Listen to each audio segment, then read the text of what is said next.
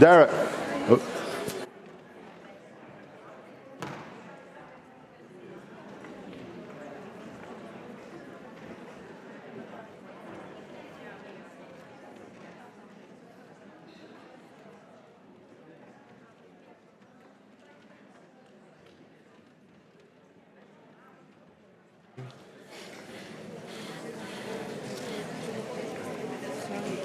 Can I release this thing for Maite here? Maite? Yeah. Nice to meet you, Maite. Nice to meet you. Nice to meet you. It's a pleasure. Agustín me ha dicho. Okay. Can I get the paper from Maite?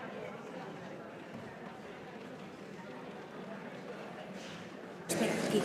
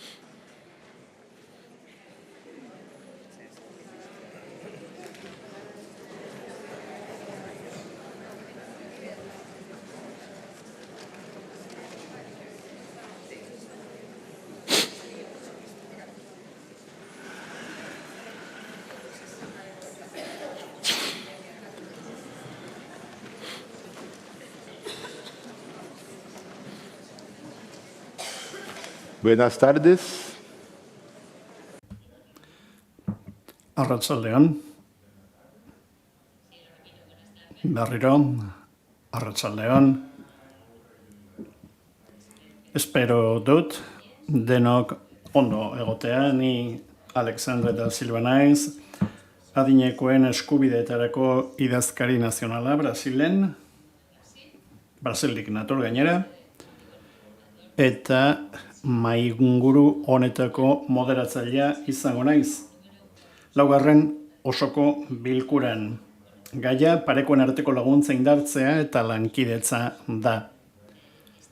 Hemen dauzkagu mahaiko kideak batetik Kathleen Brasher, ikerlaria da, La Trobe Rural Health School diktator, Australiatik, gero, Leandre Dal Ponte daukagu, Brasilgo Paranako estatuko diputatu federala, gero Maite Peña, Gipuzkoako Foru Aldundiko zaintza diputatua, Tara McGuigan, Irlandakoa, Hiri lagunkoien programako zuzendaria da Irlandan, eta Michelle Kanjingi Kim, Keniatik datorrena, Jaliscotik dator, barkatu, eta Agustín Martínez Molina, Insersoko koordinatzailea.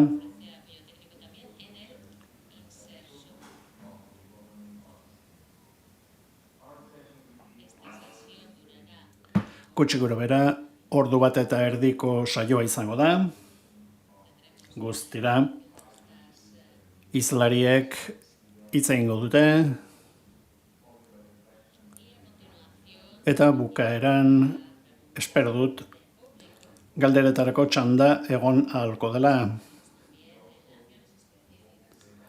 Batez ere ekintza zehatzetan zentratuko gara, eta espero dut benetan eztabaida interaktiboa izatea. Horretarako testuinguru globalari buruzko ikuspegi bat eman nahiko nuke, eta ondoren pasatuko diet hitza hizlariei. Gaur egun,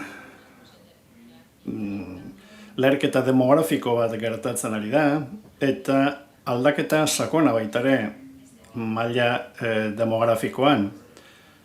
Bizi itxaropenaren handitzeagatik gertatzen ari da. Pertsona gero eta gehiago daude 60, 70 eta 80 urte dauzkatenak, eta horrek aldaketak eragin behar ditu, baina baita ere adin desberdineko pertsonek elkar bizi behar dutela, bakoitzak bere beharrekin. Beraz, aniztasun edo dibertsitate handia dago batetik, pertsona zaurgarriak maila desberdinetan eta hor diskriminazioa egon daiteke.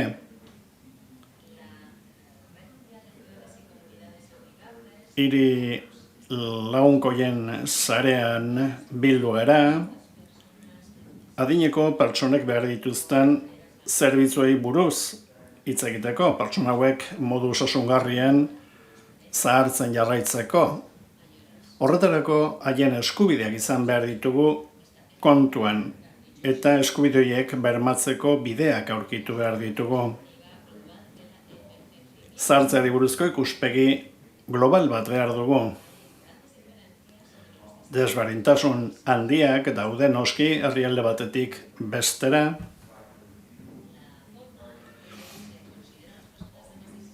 eta 65 urte gorako pertsonak ikusteko modua desberdina da baita ere leku batetik bestera. 2025ean mundu osoan 22 milioi pertsona zeuden 65 urtetik gorakoak. Gaur egun gauzak ikusita populazioaren uneko 40raino iritsi daiteke etorkizunean. Eta hori kontuan hartu beharko dugu, sareak ehundu eta antolatu beharko ditugu, hain zuzen ere, adinekoen eskubideak babestu nahi dituzten pertsonek osatuta. Zahartzea gero eta azkarragoa gertatzen ari da, baina esan bezala, populazio horrek ezaugarri desberdinak ditu herrialde batzuetatik bestetara. Eta horrek esan nahi du halako ekintza koordinatu publiko bat behar dugula, zerbitzu publikoa eskaintzeko, eta horretarako eragile guztiak inplikatu behar ditugu. Maila desberdinetan lan egin behar dugu, maila lokalean, eskualde mailan, nazio mailan eta maila globalean ere bai. Azken batean, adinekoen giza eskubideak babestu behar ditugulako eta zahartze aktiboa bilatu eta baita beraien bizi kalitatea ere.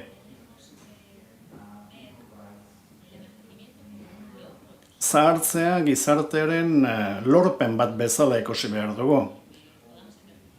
Gut denok zahartze egoki bat izan dezagun etorkizunean ere.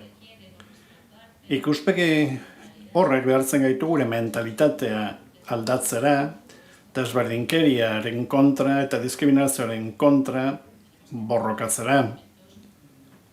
Hor, arrazak, etniak, generoa, sexua, estatus sozioekonomikoa eta testuinguru kulturala izan behar ditu kontuan. Testuinguru honetan, lankidetzatik eta gaitasun instituzionaletik lagundu behar diegu adinekoei. Ezagutza partekatuz, besteen praktikoa onak ezagutuz, eta jakina parte hartzea bultzatuz, parte hartzezko prozesuen bitartez. Eta hori dena ikuspegi global batetik begiratuta eta esperientzean oinarrituta ere bai.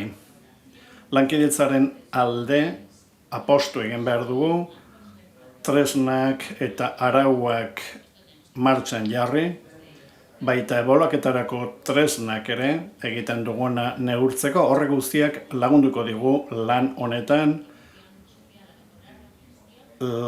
gizartearen parte hartzea bultzatzeko eta gure ekintzen iraunkortasuna ere bermatzeko. Laugarren osoko bilkura honetan, hain zuzen ere parekoen arteko laguntzara indartu beharra eta lankidetza jorratuko dugu, munduko hainbat lekutako esperientziak ezagutuz,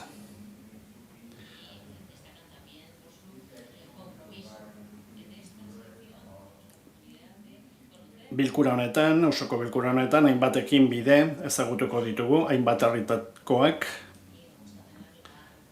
eta aukera ona edukiko dugu geure esperientziak partekatzeko ere. Australiatik, Brasildik, Euskal Herritik, Irlandatik, Mexikotik etorritako hizlariak ditugu.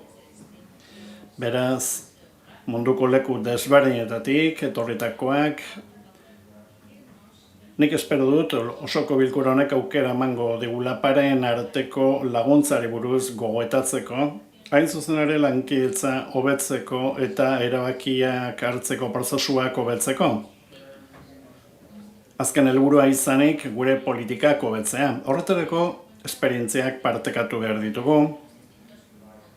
Testuinguru desberdinen ezaugarri desberdinak kontuan hartuz, baita gure berdintasunak ere baditugulako amankomuneko puntuak ere eta helburuak ere bai, adibidez, inklusioa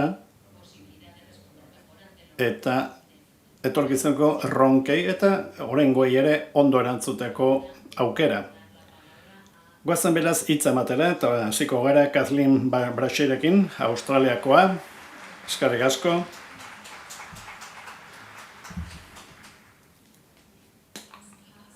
Arratsaldeon.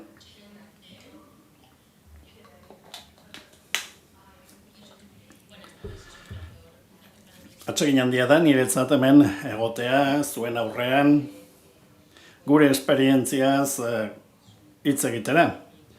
Parekoen arteko laguntza eta lankidetza benetan oso gauza garrantzitsua da gure helburuan.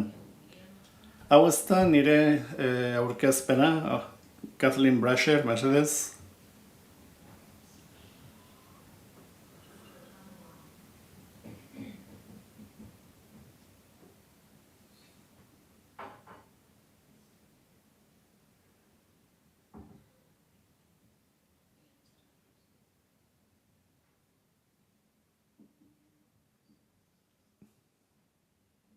Bai, hemen dago.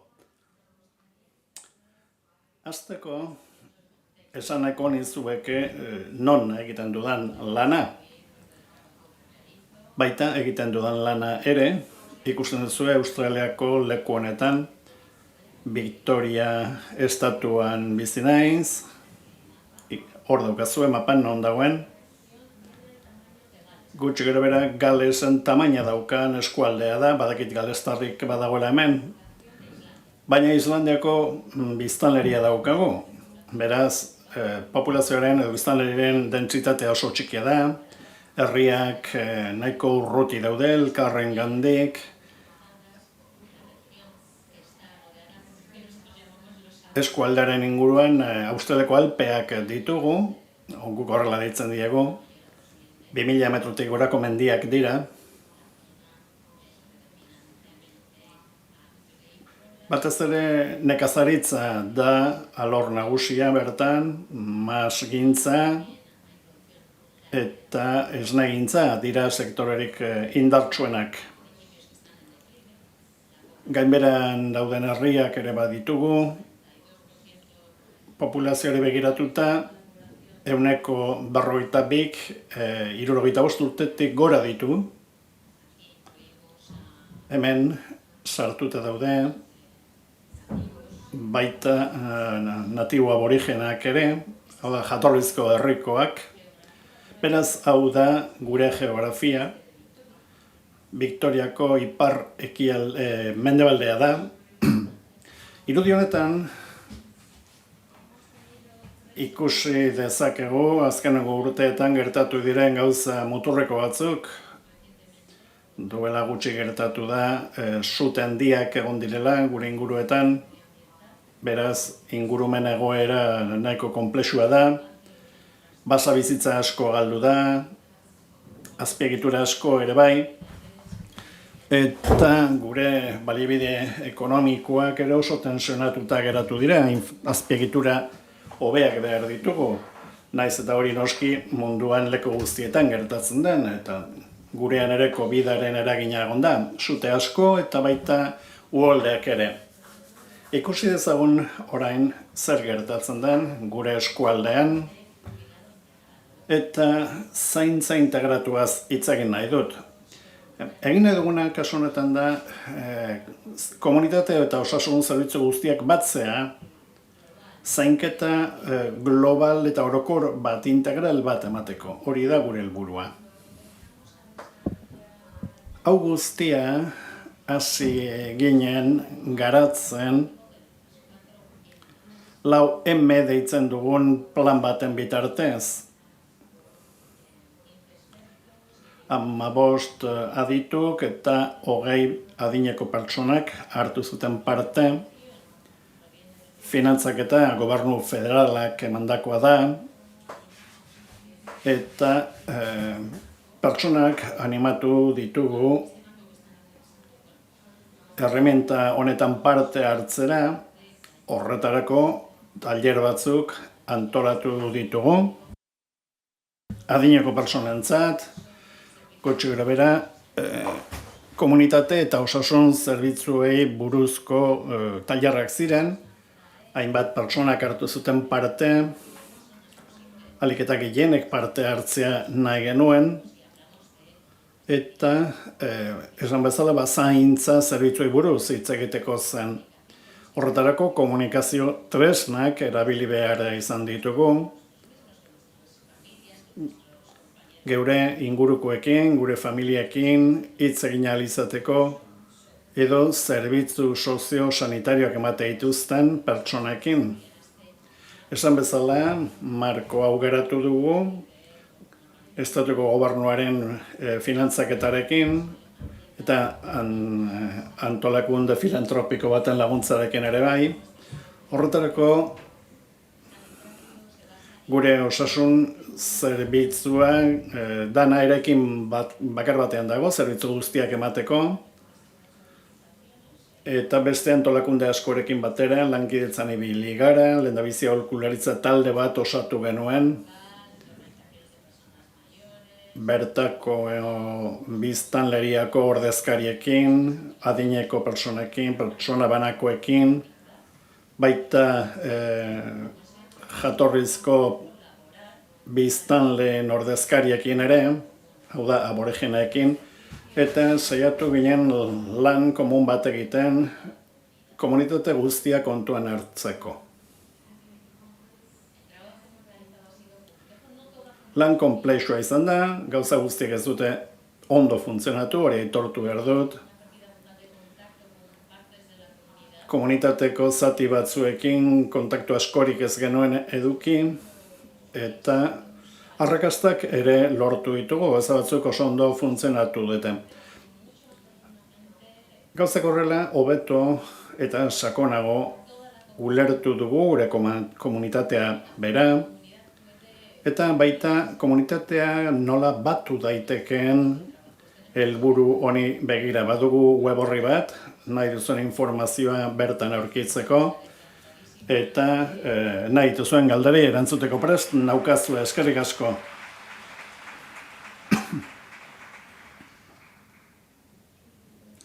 Eskerrik asko, Kathleen.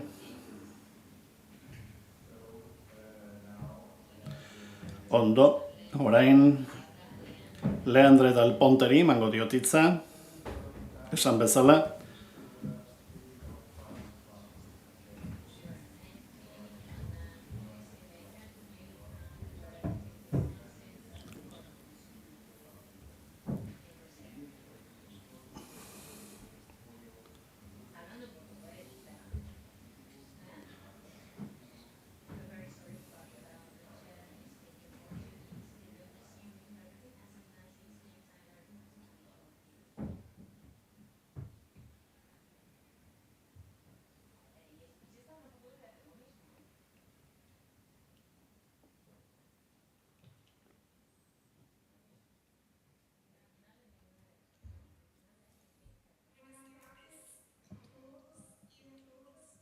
Arratsaldeon, ore handia da niretzat mainguru honetan eta nazioarteko batzar honetan parte hartzea.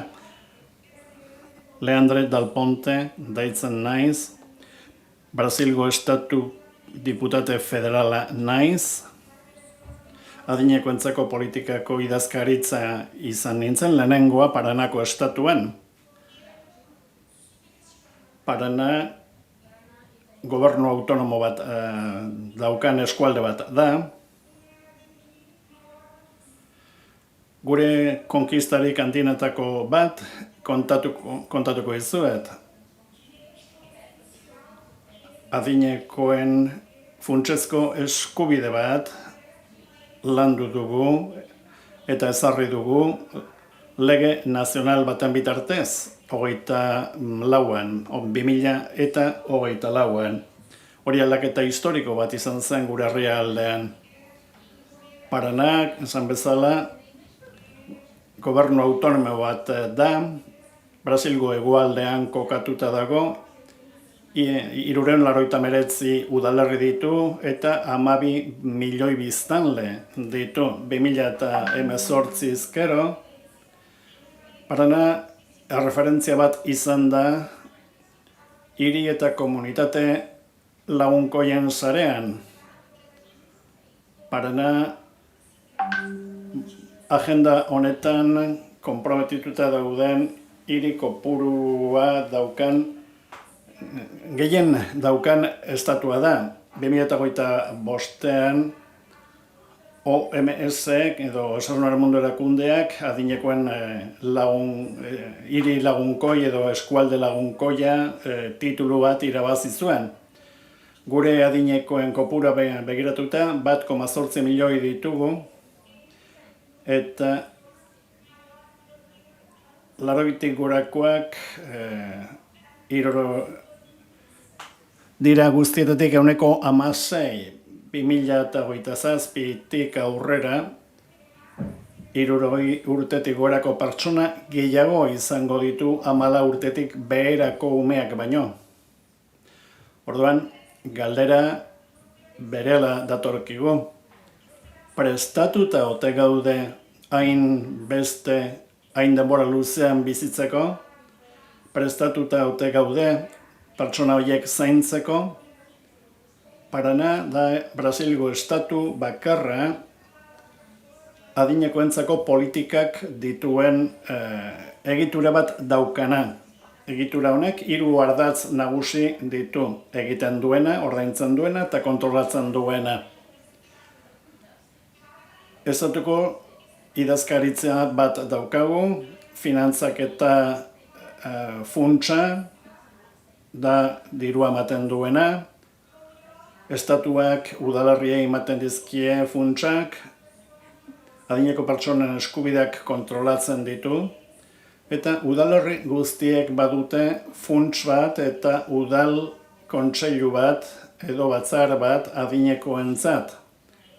Eta haietan parte hartzen dute. Politika publikoek finantzaketa behar dute. Azkenengo 4 urteetan 16 milioi dolar baino gehiago bideratu dira Paranan adinekoentzako pertsonen batzar hauetarako eta ekintzetarako. Beste 39 milioi gehiago daude eraikinak, zentro komunitarioak, eguneko zentroak eta egoitzak zaharberritzeko. Azkenengo 4 urte hauetan lege marko bat sortu dugu, aitzindaria, Brasilen. Hemen ikusi dezakezue. Nik batez ere azpimarratu nahiko nuke adineko pertsonentzako araudia eta familietako zaindarientzako laguntzak. Lege estatal baten bitartez, Paranako programa bat ipini zuen martxan, estatuaren politika bihurtuz. Oinarri horretatik abiatuta, 3 ardatzetan zentratu ginen batetik adinekoentzako zaintza, familien indartzea, hirietako prestakuntza, horrek begirada bat ematen du zahartze aktibo eta osasungarri baterako. Gure programa erabat lerrokaturik dago, homek adinekoen lagunkoiak diren hirietarako 8 helburuekin. Baina pauso bat gehiago eman nahi izan dugu. Ardatz estrategiko berri bat sartu dugu, zaintza hain zuzen ere. Zahartzearen aurrean pentsatzen dugu ez dela aski hiriak prestatzea beharrezkoa da, bermatzea, adineko pertsonen zaintza, batez ere mendekotasun egoeran daudenean, eta laguntza eman haien zaintzaileei. Horregatik, arreta sare bat garatu dugu, famili zaintzaileen erregistro bat ere bai, eta diru laguntza bat ere familiei laguntzeko. Beraz, zaintza erronka handi bat da, baita berrikuntza handi bat politika publikoen kasuan 21. menderako. Orduan, gure erronka nagusia da estrategia hau lurralde osora eramatea eta batez ere pertsonak bizi diren lekuetara eramatea. Horregatik estatuko gobernua asko laguntza handia ematen ari zaie udalerriei, programa hau guztia martxan jartzen, lehendabizi diagnostiko bat egiten da adinekoen ezagutza edukitzeko, zaurgarritasun mailaren arabera sailkatuz eta beraien beharren arabera ere.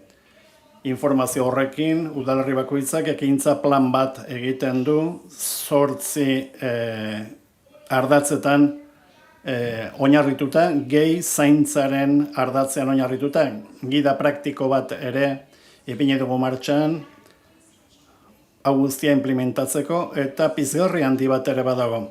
Udalerri ziurtatuek lehentasuna edukiko duten baliabideak eskuratzeko eta inbertsioak egiteko.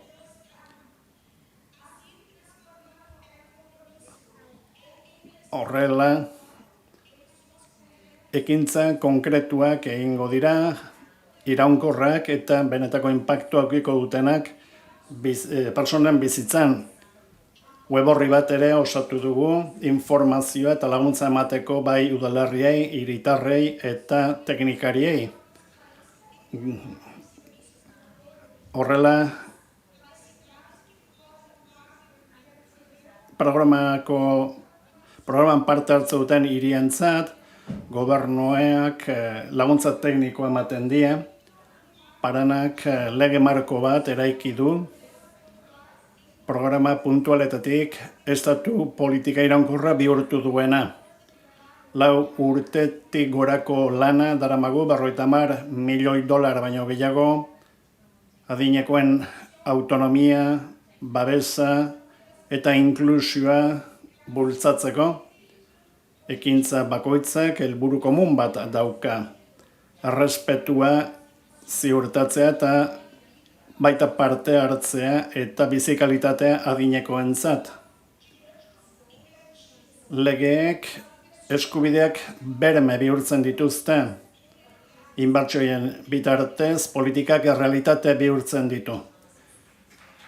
Eskerrik asko.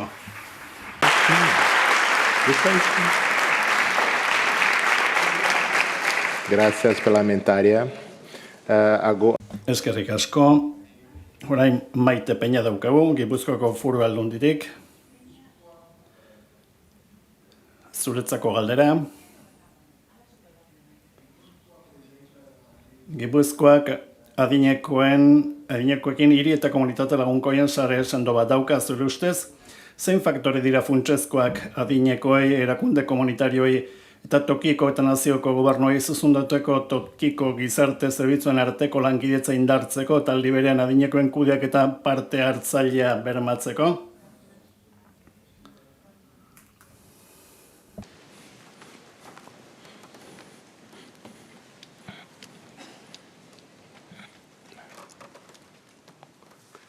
folhas. Estão aí. Tem a apresentação? Eskerrik asko. Arratsalde-on guztioi eta ongi etorri Gipuzkoara. Benetako plazerra da eta orea da munduko txoko askotatik etorri zareten guztiak gure artean izatea. Ziur gaude egun hauetan ezagutza, esperientzia eta ikasgai ugari partekatuko ditugula. Elkarrekin ikasteko aukera paregabea izango da. Pertsona guztientzako gizarte lagunkoiagoak, inklusiboagoak eta bidezkoagoak eraikitzeko helburu partekatuarekin. Guretza ere ore berezia da kongresu hau hemen ospatzea. Egun hauetan mundu mailako fokua Gipuzkoan dago. Eta benetan pozgarria da aditu, profesional, erakunde eta lurralde hain ezberdinen topagune bihurtu izana. Hirugarren munduko mailako kongresu hau lan askoren emaitza da, baina baita azken urteotan gure lurraldean garatzen ari garen eraldaketaren aitortza ere. Izan ere, Gipuzkoan azeleragailua zapaldu dugu, eskuartean dugun erronka ikaragarria delako. Eta gainera, denok interpelatzen gaituen erronka delako. Biztanlearien zahartzea, bizi itxaropen hazkundea, mendekotasun egoeren gorakada, osasun mentalarekin lotutako erronkak, migrazio fenomenoak, ezberdintasunen aurkako borroka, bakardadea edo komunitate sendo eta lagunkoiak eraikitzeko beharra oso azkar aldatzen ari diren errealitateak dira. Horregatik, erakundeok ere abiadura berean erantzuteko gai izan behar dugu, eta horregatik dira hain garrantzitsuak horrelako topaketak. Gure lurraldeetako errealitateak ezberdinak izan daitezke, baita erronka asko partekatuak dira, baina erronka asko partekatuak dira. Ezagutza trukatzea, aliantzak eraikitzea eta elkarrengandik ikastea ezinbestekoa da etorkizuneko erantzunak eraikitzeko. Ikusten ari garen moduan, Gipuzkoa lurralde txikia da. Euskal Herriaren iparraldean kokatuta. 700 eta 30.000 biztanle inguruko lurraldea gara, baina batez ere tradizio komunitario, kooperatibo eta solidario handiko lurraldea gara. Historikoki ongizatea eraikuntza kolektibo gisa ulertu duen lurraldea. Eta hori da hain zuzen ere, gaur aurkeztu nahi dizuegun ikuspegiaren abiapuntua. Azken urteotan zainketen eta gizarte politiken eraldaketa sakona abiatu dugu. Ez dugu soilik baliabide gehiago sortu nahi. Ez dugu soilik zerbitzu gehiago eskaini nahi. Ongizatea, zainketak eta eskuhartze publikoa ulertzeko modua bera eraldatu nahi dugu. Horixe da gure Agenda 2030-en funtsa. Pertsonalizazioan, prebentzioan, komunitatean eta bizikalitatean oinarritutako eredurantz egiten ari gara aurrera. Pertsona erdigunean jartzen duen eredua, bere nahiak, bere lehentasunak, bere gaitasunak eta bizi proiektua errespetatzen dituen eredua. Baina baita komunitatearekin lotura estua, oso estua duen eredua ere. Guk ulertzen baitugu zainketak ez direla erakundeen erantzunkizun hutsa. Administrazio publikoek, profesionalek, hirugarren sektore sozialak, familiek eta komunitateak partekatzen duten konpromisoa dira. Eta eraldeketa hori aurrera eramateko 4 ideia nagusitan oinarritu gara. Lehenengoa, lankidetzazko gobernantza. Eraldaketa handiak ezin direlako erakunde bakar batetik egin. Bigarrena, esperimentazioa. Etorkizuneko erantzunak probatu berriro, ikasi eta hobetzeko ausardia behar dugulako. Hirugarrena, eskalagarritasuna, funtzionatzen duena sistema osora zabaltzeko gaitasuna, eta laugarrena, ebaluazioa. Zer dabilen ondo, zer hobetu behar dugun eta zer eragin sortzen ari garen jakiteko. Azken batian, Gipuzkoako eredua pertsonan, ongizate integralean, komunitatean eta berrikuntzan oinarritutako eredua da. Barrura begiratzen duen eredua da, gure herri eta auzoetako beharrei adi dagoena, baina baita kanpora begiratzen duen eredua ere, munduarekin konektatuta dagoena. Azken urteotan, harreman sare sendoak eraiki ditugu Europako munduko hainbat lurraldeekin. Lisboa, Dublin, Viena, Malta, Danimarka, Belgika, Singapur, Tailandia edo Madril bezalako tokiekin esperientziak partekatu ditugu. Eta datozen egunetan, sare horiek zabaltzen jarraituko dugu. Izan ere, eskuartean dugun erronka handiegia da bakarrik erantzuteko. Horregatik gaurko plenarioaren izenburua ezin da egokiagoa izan. Elkarren arteko babesa eta lankidentza indartzea. Asko ari gara ikasten egun hauetan, baina ziur nao, halaber, zuek ere Gipuzkoan egiten ari garen lanaren berri emango duzuela zuen lurraldeetara. Azken batian guztiok helburu bera partekatzen dugu. Gero eta gehiago bizi gara, eta gero eta hobeto bizi nahi dugu. Pertsona guztientzako lagunkoiak diren hiri eta komunitateetan. Belaunaldien arteko lotura sustatzen dituzten ingurunetan, eta pertsona bakoitzak bere bizi proiektua duintasunez garatu ahal izango duen gizarteetan. Amaitzeko nere eskerrik beroenak eman nahi dizkiet osasunaren mundu erakundeari, kongresu honen sustatzaile eta babesle nagusi gisa, antolakuntzan lanean aritu diren erakunde guztiei eta nola ez berteratu zareten profesional, aditu eta ordezkari guztiei. Eskerrik asko Gipuzkoa aukeratzeagatik, eskerrik asko zuen ezagutza eta esperientzia partekatzeagatik eta nola ez eskerrik asko pertsona guztientzako etorkizun lagunkoiagoak eraikitzen jarraitzeagatik. Mila esker.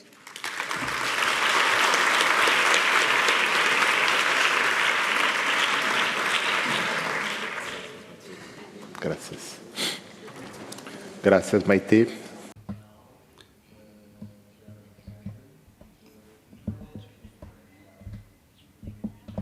Eskerrik asko, orain, Dara Magigan eukiko dugu, Irlandatik dator, Age-Friendly Irlandakoa, hemen dago bai? Ez, badirudi ezetz. Beraz, Michelen txanda izango da.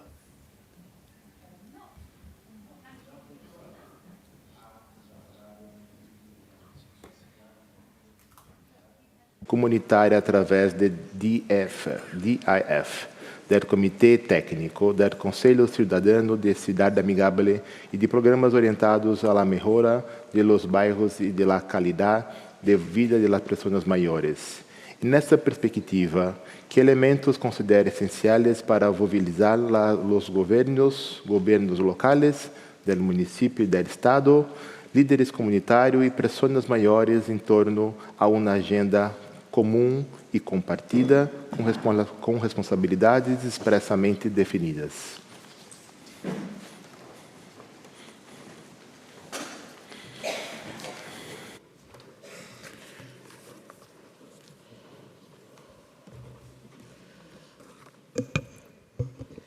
Buenas tardes a todas y a todos. Muchísimas gracias por... Arratsaldean, eskerrik asko hemen egoteagatik, eta nire lankide guztia ere bai, niri tokatzen zait hitz egitea. Egiten dugunan lan guztiaren atzean, ekipo handi bat egoten da baita ere, eta berai ere eskerrak eman behar dizkiegu. bideo bat ipiniko izuet, hasteko. Ipiniko dugu, mesedez?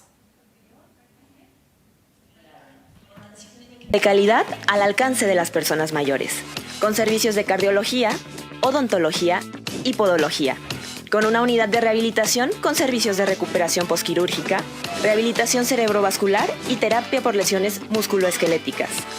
Y porque sabemos que la diversión es clave para una vida sana, también contamos con actividades recreativas como cachibol, básquetbol, billar, lotería, dominó, ajedrez y zumba. Además, contamos con talleres de coro, literatura, tejido y uso de tecnología. Para mayores informes y programación de citas, llama al 33 38 36 34 52, extensión 6006 y 6009. Ahí está, por si alguien se da una vuelta a Zapopan. Gure herrira etortzen bazarete, badakizue zer egin. Bueno, pixka bat, Zapopan herriari buruz hitz egingo dizuet, Mexikon gaude, Jalisco estatuan. Adinekoekin lagunkoiak diren hirien sareko kideak gara, 2018 azkero. Lehendabiziko hiria izan ginen Mexikon egin zuzen ere. Zapopan, Mexikoko kultura eta kirol eta kultura motore nagusietako bat gara. 1,6 milioi biztanle ditugu eta horietatik 12 adineko pertsonak dira. Niretzat diapositiba oso garrantzitsua da, hau delako gure referentzia markoa eta honela lan egiten dugu politika publikoetan eta dauzkagun adinekoentzako dauzkagun ekinbide guztietan. Berez, 2 batzorde ditugu, batetik daukagu Zapopaneko aholkularitza batzordea edo kontseilua eta bestea Zapopaneko batzorde teknikoa deitzen da. Lehendabizikoan akademia, unibertsitateak daude, gizarte zibilak eta noski adinekoak beraiek, adineko pertsonak.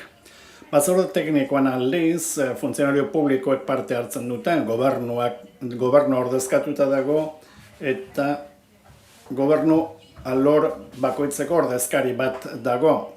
Eta bat dago beste elementu bat garrantzitsua, baina gehiegitan aipatu ez den eta da, Zapopanen 86 klub komunitario osatu ditugula. Oda, Zapopan osoan 86 talde dauzkagu, gutxi gura bere bakoitza 50 adineko daude.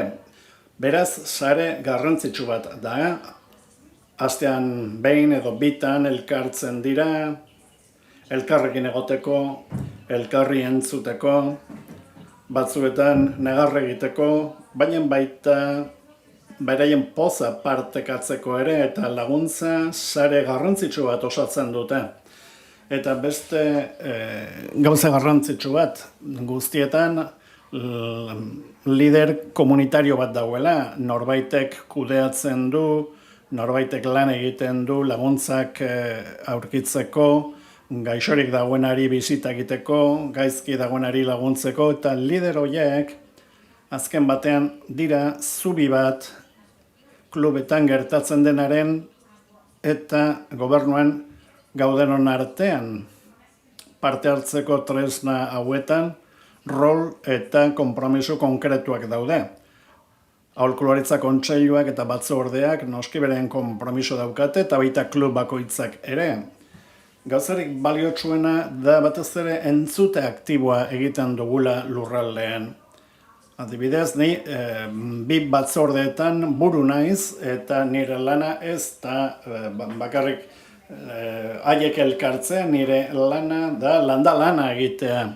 Horretarako klub horietako bakoitza bisitatzen dut, beraiekin arrosarioa errezatzen dut, beraien ospakizunetan parte hartzen dut, beraiekin jolasten dut, lotarian jokatzen dugu, eta beraien eskabideak entzuten ditugut baita. Azken batean haiek bizi direlako hiria. Eta azkenik hiria egia da zahartzen ari dela beraiekin batera. Ezin dugu itxaroten egon, erabakiak mahai baten atzean noiz hartuko. Erabaki horiek batzuk edo besteak izan, benetan adinekoin lagunkoiak izan nahi bali madugu, batez ere adinekoi entzun behar diegu. Haiek direlako gure begiak udalerrian. Beraz, nire lana oso simplea da, bereiekin jolasten jartzea, eta norbait entzutea begira, argirik ez daukagu, hiru farolak ez dute funtzionatzen dute, eta nik informazio hori batzorde teknikoari pasatzen diot.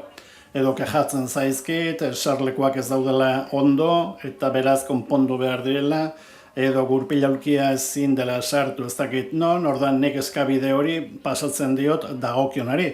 Segurtasun arazoak, edo hainbat arazo konpontzeko, ez dakit nongo errepidean ezin delako pasatu, eta, bueno, hor gauzak kudeatu egiten ditugu. Beraz, hori da egiten dugun lana, oso lan simplea, entzun egiten diegu, nola bizi duten beraien hiria, eta zer egin behar dugun. Beraz, hori ikuspegi partekatu bat da hiriari buruz, eta baita hiriarekin zer egin nahi dugun. Orain, adinekoaren zentro metropolitano aurkeztu nahi dizuet, zemamen inbertsio handi bat egin da, eta berritu egin dugu guztiz. Oso leku polita da, oso duina, berdegune askorekin, kirolguneekin, usteot ikusi duzuela, 78 jarduera eramaten ditugu, denbora guztien gauza desberdinak egiten dira, 4 zerbitzu esparru daude, osasuna eta autozaintza, aktibazioa eta garapena, integrazio komunitarioa, eta beste esparru bat oso garrantzitsua, eta da adinekoen eskubideak babestu eta bultzatzeko esparrua. Aurretzat daukagun bezala ikusi dugu honelako alor bat ere ipini behar dugula lanean adinekoentzat. Askotan beraien eskubideak urratuta ikusten direlako, benetan modu beldurgarrian, modu batzuetan. Zemamen 400 pertsonatik goraren bizita izaten dugu egunero. Eta gobernu bezala oso garrantzitsua iruditzen zaigu adineko gutxienez astean behin parte hartzea. Horretarako garraio berezia eukitzen dugu, bakoitza bere auzotik etorri dadien zentro honetara, ez dezaten galdu beraien eguna. Egun hori beraientzat berezia da, etxeko atea ixten dute, ez dute beraien familia zaindu behar, eta jardueraz beteriko egun bat pasatzera datoz. Gosaltzera etorri daitezke, bazkaltzera jendearekin, elkarrekin egoteko, badira pertsona batzuk maitemindu eta berriz eskondu ere egin direnak, edo lehen mailako eskolak amaitu dituztenak gurekin, eta batzuk nerabeak bezalakoak izaten dira, beti oso sartuta daude, baita gizarte saretan ere, horrela kontaktuan egoten dira, baita beraien familikoekin ere. Azpiegituraren aldetik, esan beharra dago, badagoela osasun klaster garrantzitsu bat, erabileran hitzartarako kantxak, auditorio bat, jolas aretoak, jantokia, eta beste berritasun bat da podcast batzuk egiten hasiko garela. Adineko daukaten ezagutza eta jakintzari buruz, esan beharra dago hori grabatzen ez baldin bada galdu egingo dela, haiekin batera joango da horregatik, beraiekin grabazioak egiten ari gara, kontatu nahi dizkiguten historiekin eta oso esperientzia zoragarria izan da, literatura tailer bat ere egin da, beraien oroitzapenak idazteko, hori guztia konserbatu dadin, eta eskubideen babes eta bultzadari dagokionez, unitate honetan 353 kasu hartatu ditugu urte bete batean, aitatik honeko 73 zaintzak ukatzegatik, desanparogatik edo abandonogatik izaten dira. Benetan mingarria da batzuetan ikustea zer gertatzen den. Familiek batzutan ez daukatelako modurik adinekoak zaintzeko, eta honelako desanparo egoerak edo babesgabezia egoerak gertatzen dira. Horrelakoetan, aholkularitza juridiko ematen diegu, laguntza asistentzialak ematen dizkiegu, testamentu holografoak egiteko lanean laguntzen diegu, beren testigantzak jasotzen ditugu eta batzuetan abandonoak eta desanparo gertatzen direnean esku hartzen dugu. Lan honen zati bat ere psikohezkuntza familiarra da, hau da, laguntza sareak bilatzen ditugu, lagundu nahi diegu, antolatzen, ikusteko nor egon daitekeen goizean, nor arratsaldean, batzutan jendeak ez daukalako bere burua antolatzeko modurik eta aholkularitza bat eskaintzen zaienean aldaketa handiak gertatu daitezke familia hoietan eta eguneroko bizitzan. Bestalde, balorazio psikogerontologikoak egiten ditugu, kudeaketa emozionala ere bai, eta batzuetan atseden etxeetara eramaten ditugu. Hori da, Zapopanen egiten duguna, gonbidatuta zaudete, Jaliskora eta Zapopanera etortzera, eta horrela ikusiko duzue, hobeto, nolako bizi kalitatea daukaten gure adinekoek. Eskerrik asko.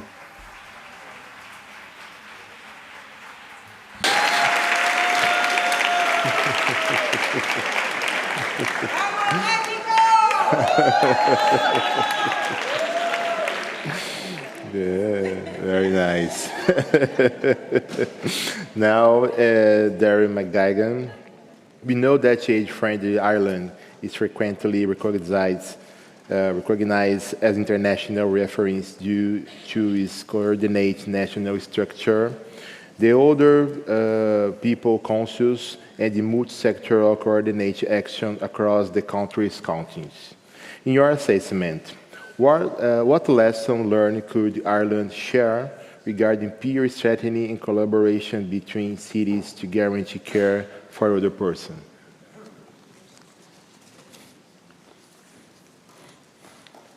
Okay. Buenas tardes a todos. Good evening, ladies and gentlemen. Darragh McGuigan is my name, and I'm a Regional Programme Manager for Age Friendly Ireland. And apologies for the slight technical hitch there in opening my presentation. We've sorted it now. And again, anybody who was at the affiliates meeting on Monday will probably have seen some of this content, so double apologies if you're seeing some of this again. So, I work with Age Friendly Ireland, and Age Friendly Ireland is a shared service of local government which supports the rollout of our age-friendly programmes across all 31 local authorities in the Republic of Ireland. Hainbat antolakunde sartuta daude gure elkarte honetan, Age Friendly honetan. Irlanda huerte txiki bat da, hor daukazue, mapan, Europar Batasuneko kideak gara, gutxi gora bera, 5 milioi terdi biztanle ditugu.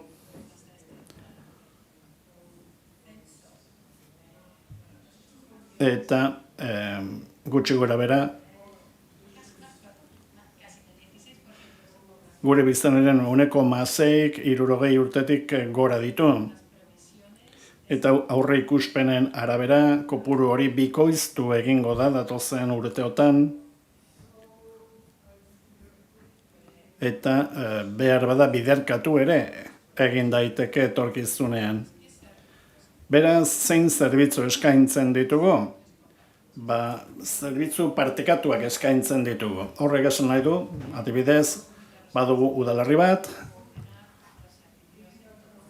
herrialde osoko zerbitzuak koordinatzen dituena. Hor Arrosan dago, ezkerreko mapan, eta esan bezala zerbitzu guztiak koordinatzen ditu. Gaur egun 4 programa ditugu indarrean, programa nagusia, komunitate lagunkoiena da, 2009tik gaude lanean, programa hau udalerri guztietan garatzen da, beste bat etxebizitzarekin zerikusia du, adinekoentzako etxebizitza lagunkoia deitzen dugu, programa tekniko bat ere badaukagu, prestakuntza ematen diena, hirigileei, arkitektuei, eta badugu beste programa bat komunikazioari garrantzia ematen diona, edo komunikazioaz arduratzen dena. ez gara zerbitzu zentralizatu bat partekatua baizik.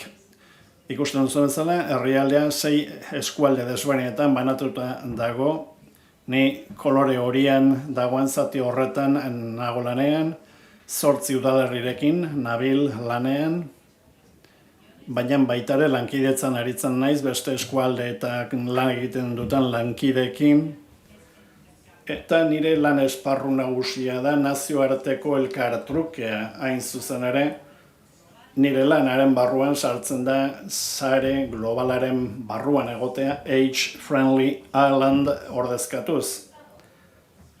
Beraz, pentsatu dut gaur arratsaldean batez ere ikusi dezakegula nolako ibilbidea egin dugun Irlandan azkenengo urteotan. Atzo Kalatxe doktoreak esan zuen 25 hirik parte hartu zutela jatorrizko ikerlanean, hiri horietako bat nire hiria izan zen.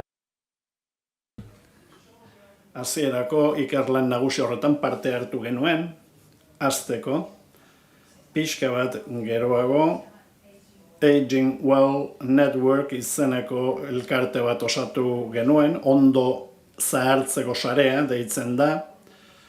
Konterri batekin hasi ginen, 2009an, konterri txikiena Irlandan, eta pixkanaka zabalduz joan da programa hau gure nazio osoko 31 konderrietara edo probintzietara. Sare globalarekin lankidetzan lan egin dugu eta hiri lagunkoien lehen kongresua gure herrian egin zen Dublinen hain zuzen ere eta 2003an Dublingo adierazpena argitaratu genuen hain zuzen ere 2014an Age Friendly Island izeneko antolakunde osatu genuen eta geroago 2017an programa horiek eta egitura horiek gure herrialde osora zabalduta zeuden eta zerbitzu partekatua osatu zen.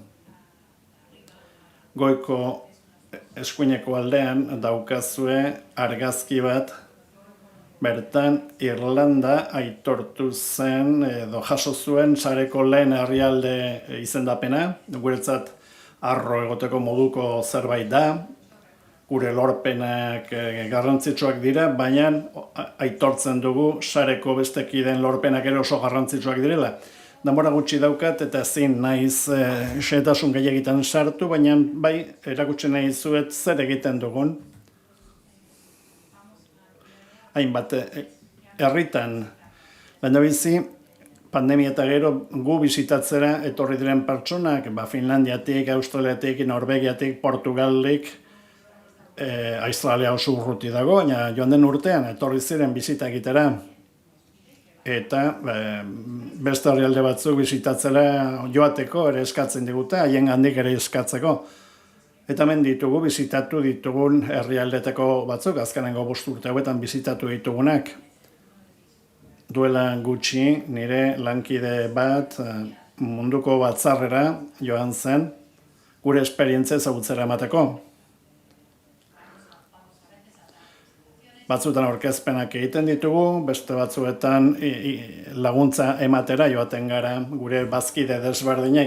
Eta ezin garenean joan presentzialki, ez daukagu arazorik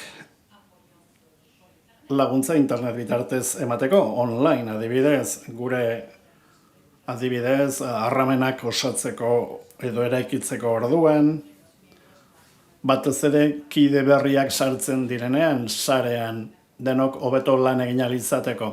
Baliabidei dagokienez, baliabide guztiak gure web orrian dauzkazue, hor daukazue web orria, baita sare zabalaren web orria ere bai, hainbat argitalpen ditugu baita ere, beko estandean ale batzuk topatu ditzakezue. Adibide bat emango dizuet ikusteko nolako jarduerak egiten ditugun. Joan den urtean, adibidez, Zapopaneko email bat jaso genuen, eta nik eta kudeatzaile nazionalak Doloresekin hitz egin genuen, Zapopanekoarekin, eta badakit duela gutxi estrategia bat atera dutela, eta zorionak, eta ondo bidean gauzak ondo joan daitezela espero dut. Amaitzeko, esango dut, Irlandako esperientzia oso positiboa izan dela, eta espero dugu lanean jarraitu alizatea denok elkarrekin, eta aldugun laguntza ematea beste kideei, helburu komun baterantz lan egin alizateko eta mundu lagunkoiago bat lortzeko adineko personekin. Eskerrik asko. Thank you, Dara. Agora, Agustín Martínez Molina. Agustín Martínez Molina daukagu orain, insolsokoa.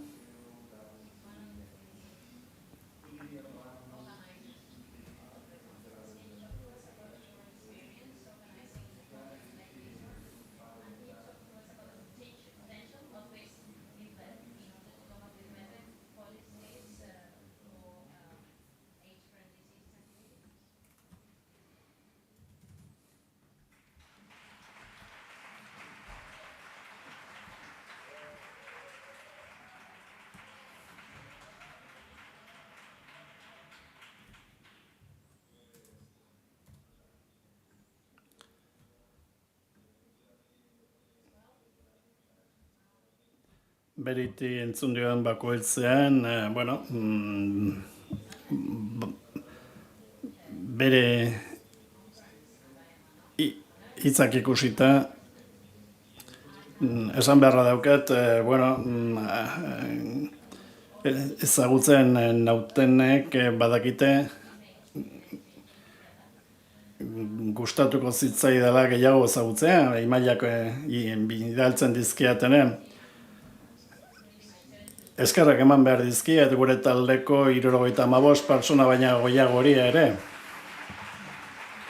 Haiei esker antolatu izan dugulako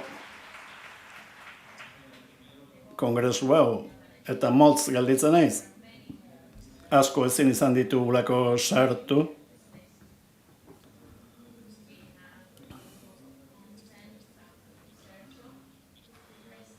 Hor daude asko, Begoña, Patxi, batzorde zientifikokoak. Beraz, zerrenda luzea da. Denbora asko inbertitu dugu gauzak alik eta hobekien ateratzeko. Eta baita adimen artifizialari ere eskerrak.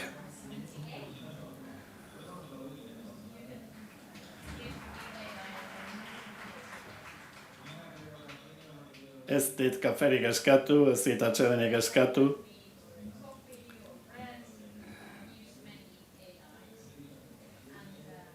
Laguntza handia eman digute.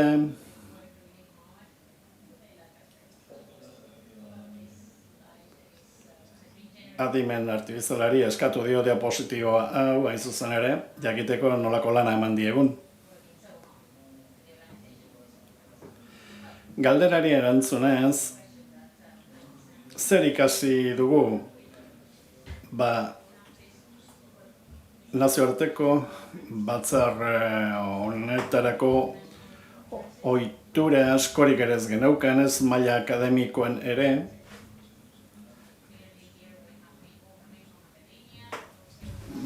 Akademikoak ez ezik, teknikariak eta politikariak parte hartzen ari direlako, beraz oso kongresu berezia da.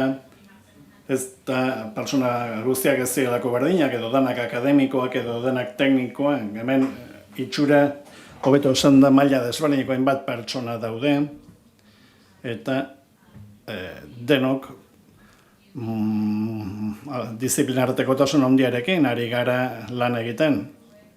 2010an atxikitu ginen sare honetan, 2026an, ia 300 udalerri sartu gara sarera, eta joan den urtean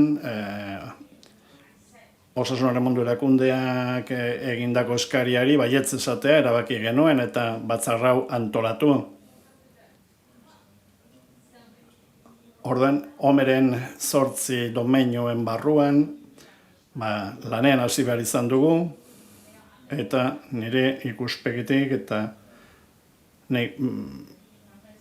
Madrilgo Unibertsitatean lan egiten dut. Eta batez ere alderdi teknikoei begiratu diet, maila nazionalean, baina baita nazioarte mailan ere.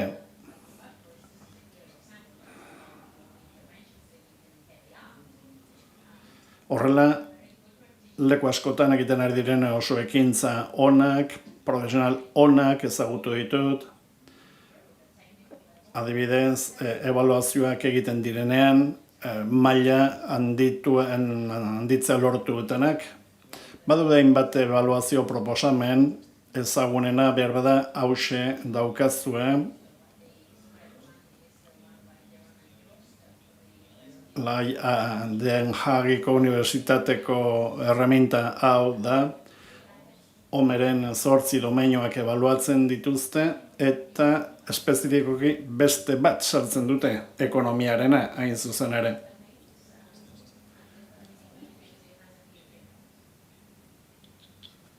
Badakitelako honek guztiak eragin handia daukala jendearen iritzian. Lankidetzan gaude, beste hainbat elkarterekin, eta erreminta batez ere mundu anglosa joian zabalduta daude, baina ez hainbeste Espainian eta beste herrialde batzuetan, horregatik lankidetzan hasi gara, noski Espainian dauden beste unibertsitateekin, Euskal Herrian adibidez, euskera edo katalana edo gallego hitz egiten den unibertsitateekin ere bai, omeren 8 domeinuak ebaluatzeko.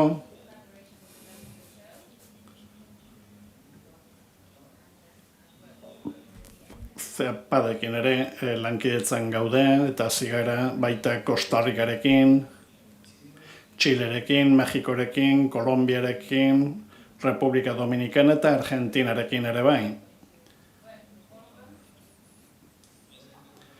Zein da gure erronkarik nagusina datozen urtei begira?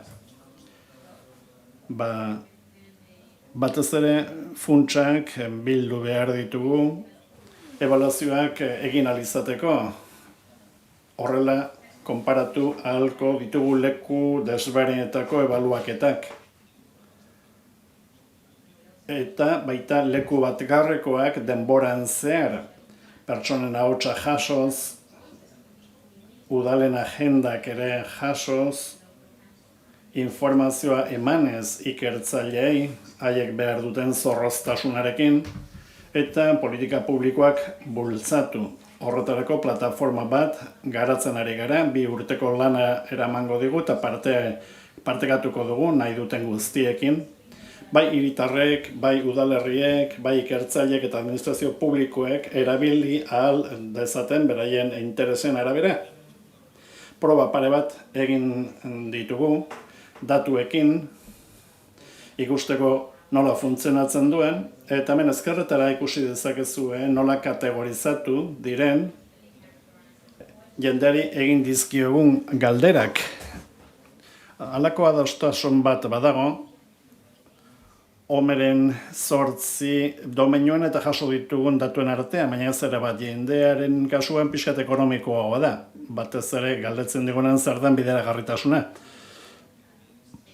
Ikusten ari gara, jendari honetaz galdatzen diogunean, 8 domeinuetan baino gehiago 6 edo taldekatzen dira, eta batzuetan gain egiturak osatzen dira, 3 domeinutara bilduz. Aspektu materialak, interakzio personalekoak eta zerbitzuak. Hau da, egin ditzakeun galderak gehienak 3 kategoria horietan sailkatzen dira. Badira modelo psikologiko batzuk, marketingera bideratuak, inklusioari buruz, adibidez, nolako kalitatea ikusten da adibidez hotel batean, eta nahiko bat datoz, hiri baten lagunkoitasunari buruz galdetzen diogunean erantzuten dutenarekin. Zer ikusten ari gara? Ez bakarrik deskribatu dezakegula nolako maila daukan domeinu bakoitzak, baina baitare harremanak ezarri 8 domeinuen eta beste aldagai batzuen artean. Orain galdera bat daukat zuentzat, duela gutxi kalkulatu dugu. Omeren 8 domeinu horietatik, zein uste duzue dagoela lotuago gobernantza pertsibituarekin. Hau da, udala zer moduz erortzen zaigun. Etxe bizitza alorrean, garraio alorrean, berdin da. Edo zerbitzu sozialak, edo parte hartze zibikoa, komunikazioa, espazio publikoak. Erantzuna emango dizuet.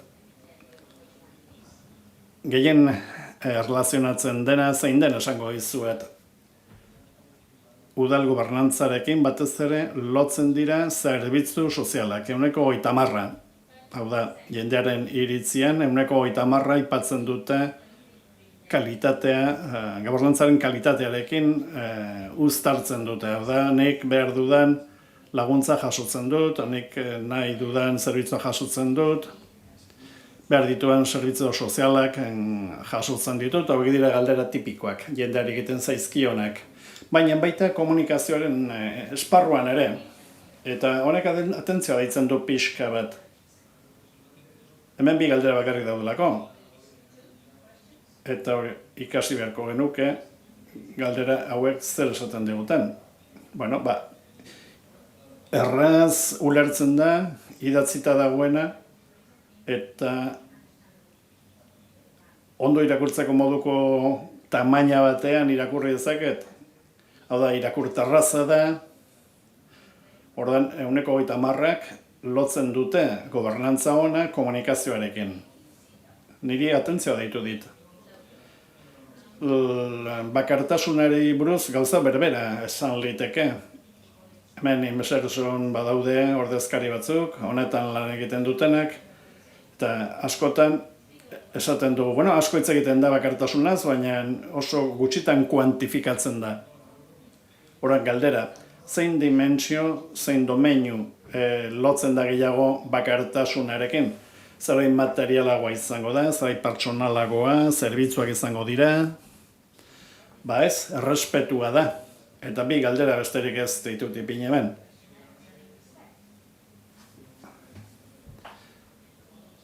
Batzuek, adinkeria aipatzen dute hemen. 14% lotzen dute errespetua bakartasunarekin. Hau da, errespetatua sentitzen naiz, nire adinarekin. Errespetatuta sentitzen dienek, gutxiago sentitzen dute bakartasuna. Edo biziarekiko satisfazioa, edo bizi poza esan genezake. Zein dimentsio uste duzue lotzen dela gehiago, 9 dimentsio edo domeinu hobetetik, bizi pozarekin.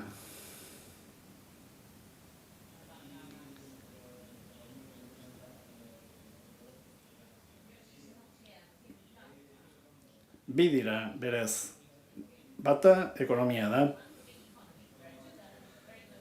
Hau da, bizitzeko beharradina diru, baldin badukat bizi poza sentitzen dut. Edo, 30% horrela erantzuten duten. Hau datu egiten diren ikerlanek, horrek ez duzen nahi beste aldagairik ez dagoenik, baina esan nahi du oso garrantzitsua dela. Eta parte hartze zibikoa, hemen daukazue, ia 20% erantzuten dute. Garrantzia duela, parte hartze zibikoa bizi pozarekin.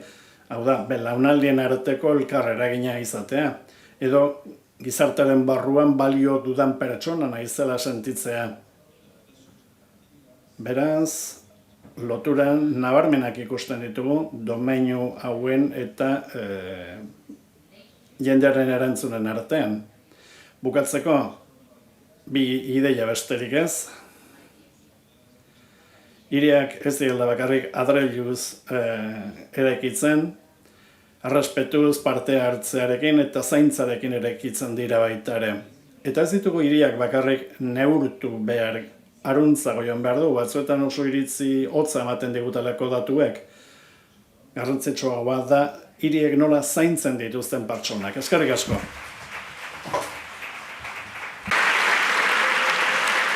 Gracias, Agustín. Eskerrik asko, Agustín.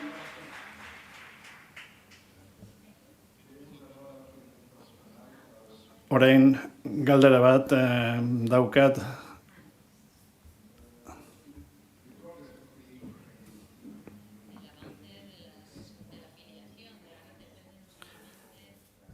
Sarean dauden kiduen kopuruan lege markoek lortu behar dute inbertsio publikoa gidatzea eta kontuak emateko tresnak hobetzea. Tresna hauek kontuan hartuz,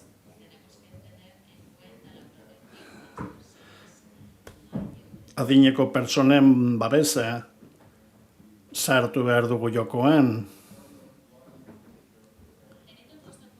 Hau guztia kontuan izan da, ze iritzi daukazue adinekoen giza eskubideak bermatzeko. Zein dira tresnarik nagusienak?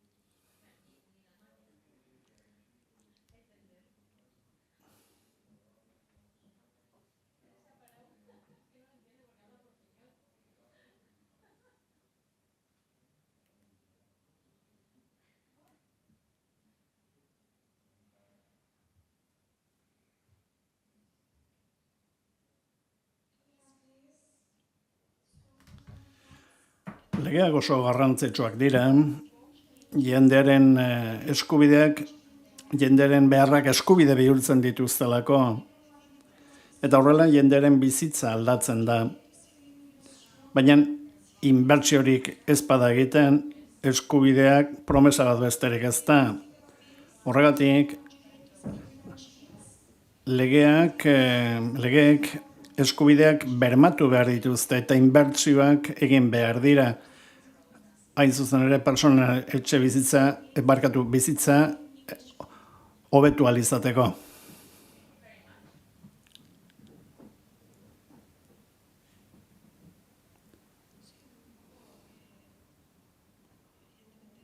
Bai, ados nago horrekin. Legeek bermatu egiten dituzte jendearen eskubideak, baina inbertsio publikorik ez badago, ez dago eskubiderik, ez dago ezer. Egia da, ikusten ari naiz nolako euskal erakunde desberdinak gauden hemen, eta aurrekontuei begiratzen badiegu, batez ere politika sozialetara esan dezakegu 50% bideratzen dugula, beraz, esango nuke inbertsio maila garrantzitsua egiten dugula hemen. Ez dut uste ala ere nahikoa denik, ez dut uste nahikoa izango denik datorkigun erronkari aurre egin ahal izateko. Noski legeek eskubideak bermatu egiten dituzte, eta aurrera jarraitu behar dugu lan horretan. Baina iruditzen zait, garrantzitsua dela begiratzea non dauden erronkak, adibidez, zahartzearen kasuan, ez bakarrik eskubideak bermatzeko, baina baita ikusteko zer nolako laguntzak emango ditugun eskubide horiek bermatzeko. Gauzak nola egiten diren ere oso garrantzitsua da, eta pertsona erdigunean jarri behar da. Hor dago desberdintasuna. Nik hor batez ere lankidetza pentsatzen dut behar dela erakunde desberdinen artean, komunitatearekin ere bai, Eta pertsonekin azken batean, erakunde publiko batek bakarrik ezin duelako ezera egin, diru laguntzak eman da ere, finantzak eta eman da ere, bakarka baldin bagaude ezingo diegu erantzun daukagun erronkari, zahartzearen erronka honi. Hortik abiatuta, praktikan jarri beharko dira, esperientzia lokalak, beti hurbiletik oso baliotsuak direlako, gero ebaluatu behar dira, eta gero esportatu eta eskubide bihurtu, lege bihurtu baita ere, eta mentalitate legislatibo ireki bat eduki behar du gizartean gertatzen ari diren aldaketen aurrean ikusteko nola bermatu nahi ditugun eskubide horiek. Eskerrik asko, Maite. Guztiz ados nago aurreko bi hizlariekin. Eta uste dut gainera dena eskutik doala. Aleginak egin daitezkela leku askotatik, baina azkenik ez badago lege bat, gauzak arautzeko, behar bat egiten dugun guztia pasakorra izango da. Gu zerbitzu publikoan gauden bitartean, kluba hor dagoen bitartean, ez palin badago marko legal bat, belaunaldi guztia agujera emango diena marko horretan sartzeko, orduan alperrik, eta aurrekontuarena ere oso garrantzitsua da. Gure arrakastaren gakoan, neurri handi batean, hori izan da. Aurrekontu eskuzabal, xamarra, ipini dugulako martxan, jendarengena iritsi alizateko, beraien beharrak asetu alizateko, zerbitzu asko ipini behar badira martxan, dirua behar da, ezin da ezer martxan jarri espalin badago dirurik helburu horietarako. Akademiaren gana jo dezakegu, edo zerbitzu sozialak egite dituzten voluntarioen gana jo dezakegu, baina gobernuaren laguntza ekonomikoa ez badago, dena aldi baterako bakarrik izango da, eta ez da iritsiko leku guztietara. Bai, noski diputatuak behar dira, gai hau seriotan hartuko dutenak, lege bihurtu izateko. Batzutan, badirudi adinekoen agenda ez dagoela top bostean edo esaten den bezala. Beraz, beharrezkoa da, era gai honetan ere lidergoak garatzea. Eskubideen kontuan esango nuke gaur egun ikusten ari garen bezala,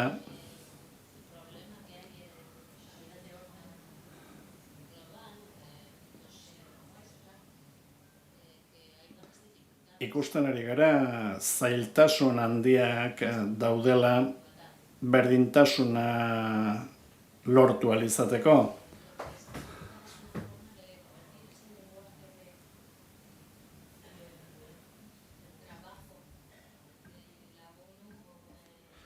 Homeren lana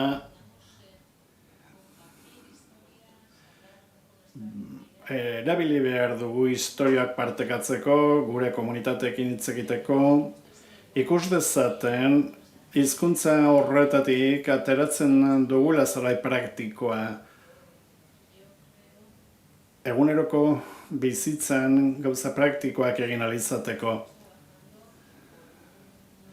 Nik uste dut mundu lagunkoi baten alde ari gara lanean, baina pertsona guztientzat, pertsona guztien eskubideak babesteko, mundu guztiak eduki behar duelako toki bat bere bizitzan, bere komunitatean, eguneroko bizitzan. Lan horren guztiaren zimentarriak ipiltzen ari gara eta hortan legeak oso baliozkoak dira, noski.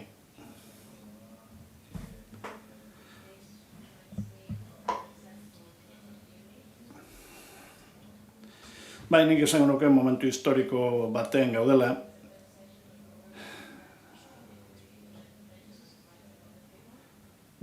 Goratu behar dugun Genevan, uztailean egingo dela lehendabiziko konbentzio bat adineko pertsonen eskubidei buruz, eta seguruena hor kongresu honetatik ateratako ezagutza guztia eramango dugula beretara.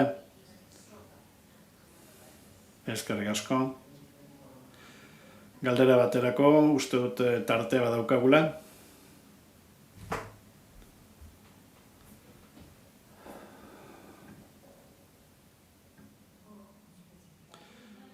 Zorionak, Mirna Garzia naiz, Mexikotik nator.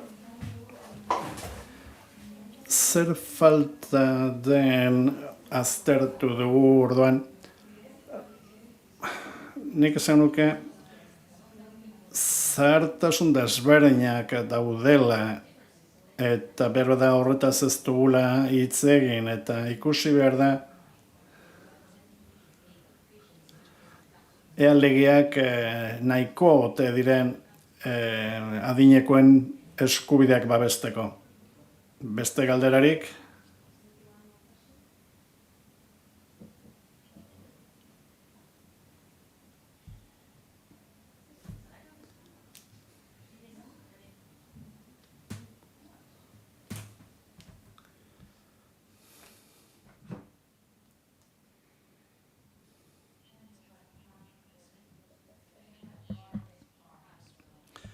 Oso historio inspiratzaileak partekatu dituzue, gauza asko apuntatu ditut.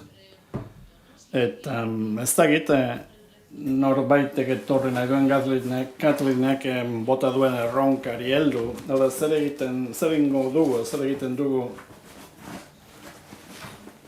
defraudatuta sentitzen garenen. Porroten bati buruz hitz egin dezakezue, adibideren bat eman dezakezue.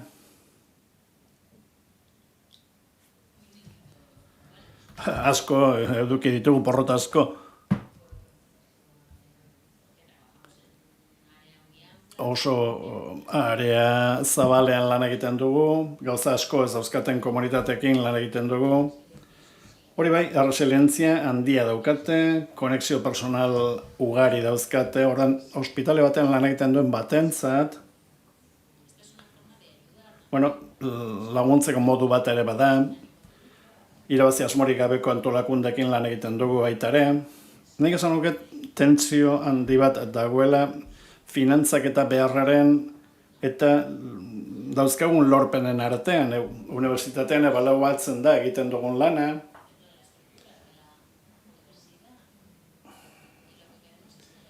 Eta horrekin lortu nahi duguna da komunitate hobe bat eraikitzea. Behar bada, unibertsitatean ez da oso ondo ikusten, denbora asko pasatu behar dugula pertsonako hobeto ezagutzeko, behar bada modu akademikoago batean egiten da lan. Nik esan nuke oroar baliabideak falta zaizkigula. Gainera, nola bermatu baliabide horiek modu ekitatibo batean erabiltzen direla. Nik ikasi dut, irekiagoa izaten, etorkorragoa izaten, komunitateak nola egokitzen diren ikustean beraien beharren arabera.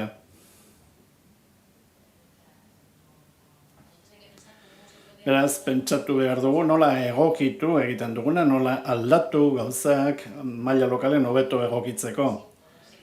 Eta aurrera jarraitu ahal izateko, horretarako noski denbora behar da, energia asko inbertitu behar da baita ere, eta porrota asko eduki ditugu, berriz ere esan behar dut. Gure herrian sute asko eduki ditugu, ingurumen arazo handiak eduki ditugu, eta hori erronka oso garrantzitsua izan da.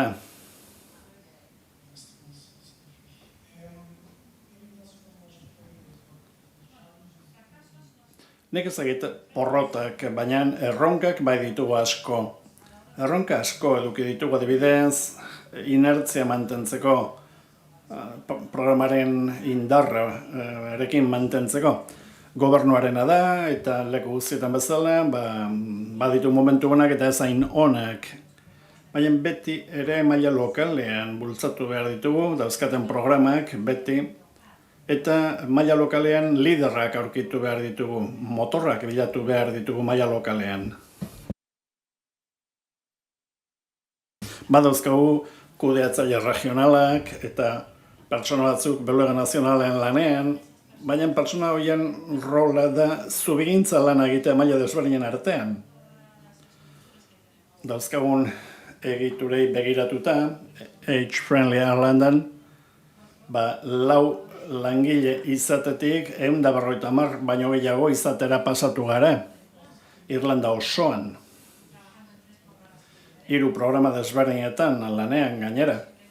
Eta ez beti ondo enkajatzen direnak, planteatu behar izan dugu nola komunikatzen garen hiriekin, eta egiten ari garen gauzetako bat, maila regionalean da, saiatzea 3 programa horiek batzen, modu regular batean urtero, esperientziak trukatu izateko, batzuk besten gandik ikasi izateko, batzuk beste lagundu izateko. Baitare, ikerketan lan egiten dugu, unibertsitatearekin batera. Hori egin beharra geneukan, bazegoelako beharra jakiteko nola erabili lortzen ditugun ezagutza guztiak, maila lokalean.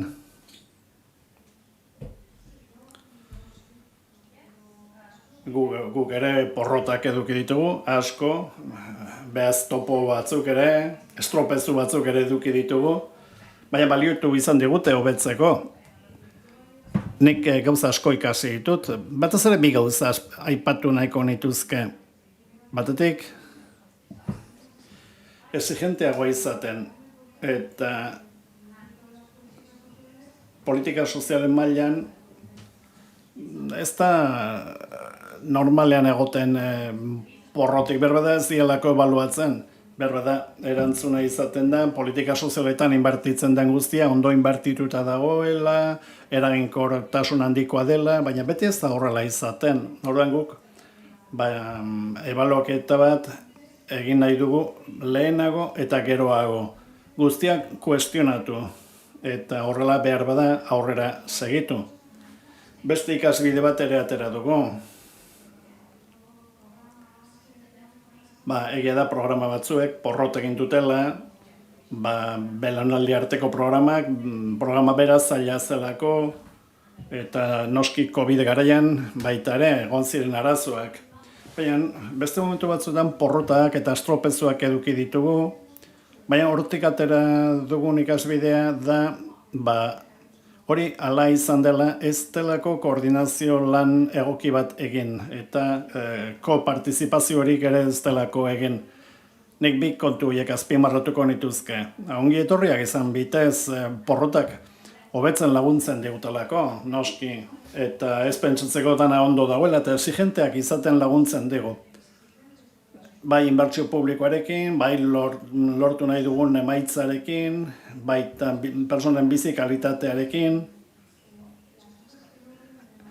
Eta gauzak ez datozenean modu vertikalean, hau da lan horizontal bat eta guenean, nik esan estropezuak gehiago direla porrotak baino. Eta beste galderari erantzutearren labur-labur, noski, legeak aldatzen ari dira, berrikusten ari dira maila guztietan, eta hori beharrezkoa da. Baina batez ere, begiak zabalik eduki behar ditugu ikusteko nola aldatzen ari den zahartzea, eta longevitatea ere bai, nolako pertsonak, nolako nahiak dituzten, nolako beharrak, eta hori ez da zahartzearen kontua, baizik da zebat zahartze desberdin dauzkagun, noski. Hor, nahi gabeko bakartasunaren gaian lan egiten ari gara, baina denbora asko beharko nuke horretarako.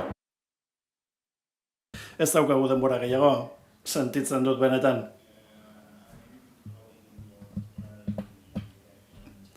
Eskerrik asko guztiei, oso interesgarria izan da, zuen ekarpena.